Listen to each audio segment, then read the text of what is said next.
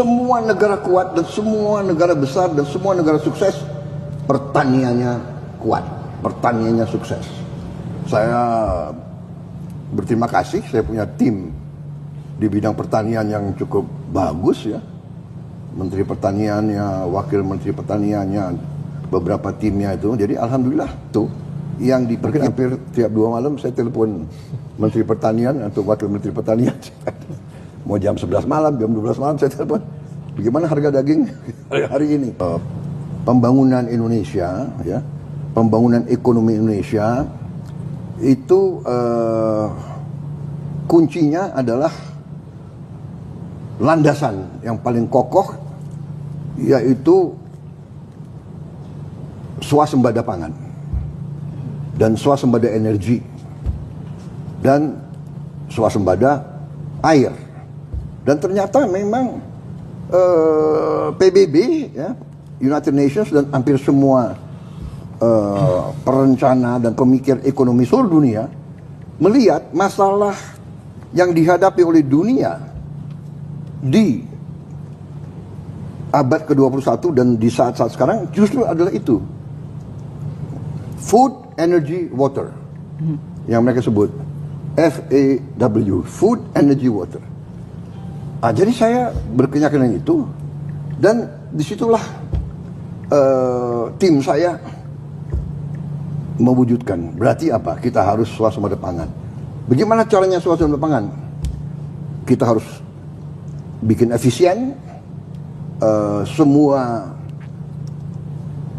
ladang, semua kawasan sawah dan lahan-lahan pertanian yang ada kita harus efisienkan, kita harus memudahkan para petani kita untuk berproduksi, kita harus membuat petani kita makmur.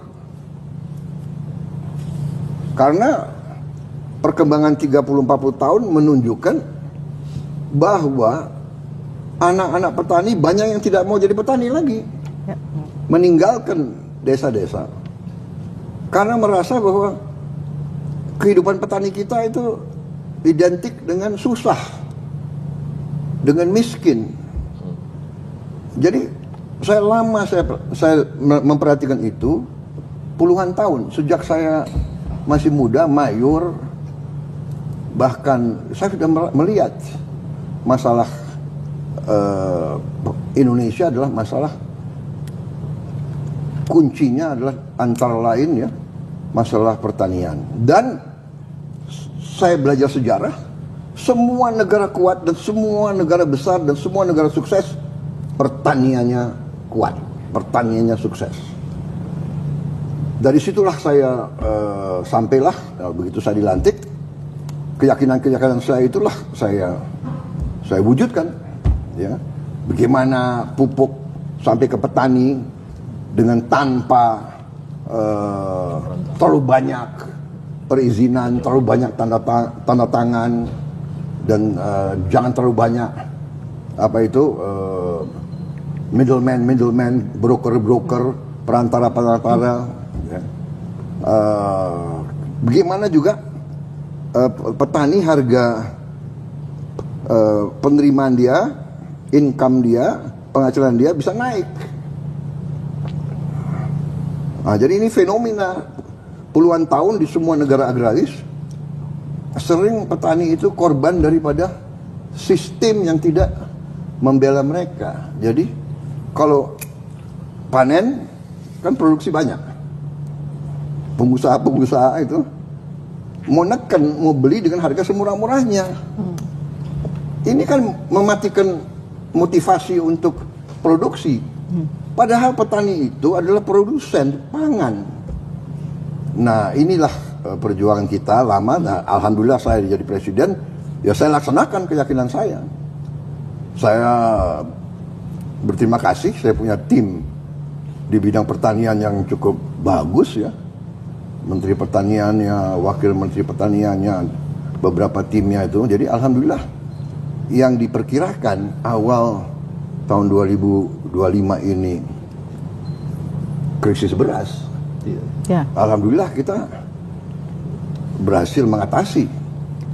Dan yang harus kita perhatikan, tetangga-tetangga kita krisis beras, kesulitan beras.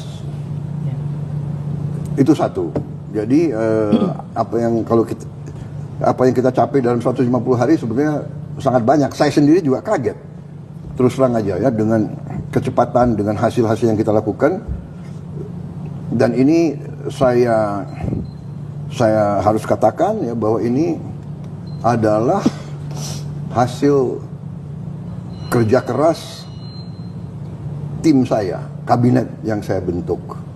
Jadi saya merasa ada semangat dari menteri-menteri yang saya pilih, ada semangat untuk berprestasi, semangat untuk berkarya. Jadi saya merasakan itu, sehingga banyak sekali yang kita bisa capai. Pertama, khususnya menghadapi Lebaran ini dan Ramadan ini, bulan Ramadan ini, saya merasa sangat terkesan. Pertama, bahwa harga-harga sembako terkendali. Kan saya sering mengatakan, saya sudah lama jadi orang Indonesia, ya kan? Jadi saya mengalami tahun 60-an, jadi saya besar di kondisi itu, dan selalu urusannya adalah harga beras, harga gula, minyak goreng, daging, telur, dan sebagainya. Jadi saya alhamdulillah pada saat saya presiden, Lebaran saya pertama, Ramadan saya pertama, harga-harga aman. Itu saya sangat merasa saya sangat merasa bahagia. Dan menjelang itu, mungkin hampir tiap 2 malam saya telepon Menteri Pertanian atau Wakil Menteri Pertanian. Mau jam 11 malam, jam 12 malam saya telepon, bagaimana harga daging hari ini, bagaimana harga gabah